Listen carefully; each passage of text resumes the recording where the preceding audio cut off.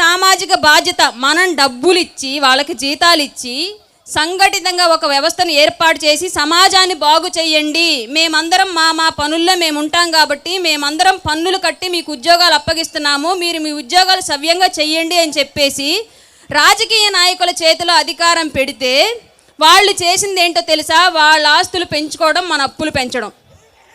ఎవరికైనా సరైన ఉద్యోగం వచ్చే పరిస్థితి ఆంధ్ర రాష్ట్రంలో ప్రస్తుతం ఉందా? లేదు.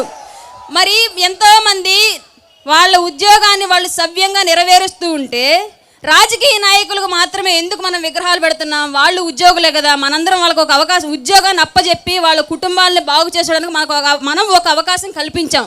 కానీ వాళ్ళు ఏదో వాళ్ళ సొంత డబ్బులతో చేసినట్లుగా ఎందుకు వాళ్ళకి విగ్రహాలు పెట్టి మన వీధుల్లో వాళ్ళ మొహాలను రోజు మనకు రుద్దుతున్నారు? వాళ్ళు ఏమైనా పరమాత్ముల పైనుంచి దిగొచ్చారా? లేదా వాళ్ళ ఆస్తులు ఏమైనా మనకు పెట్టారా?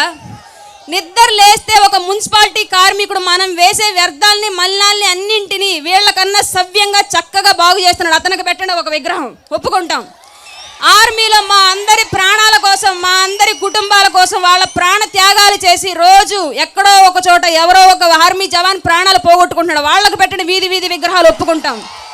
వీళ్ళు ఏం చేశారని వీళ్ళ విగ్రహాలు మనకి అంటే, వీళ్ళు ఒక కుల వ్యవస్థను ఏర్పాటు చేసుకొని వీళ్ళ కుటుంబాలని వ్యాపారవేత్తలుగా రాజకీయంగా అన్ని విధాలుగా ఎదిగి ఒక ఊర్లో ఒక బలమైన సామాజిక వర్గంగా వీళ్ళే ఎదిగి వీళ్ళు మహానాయకులు అని చెప్తే మనంతా ఒప్పుకోవాలా?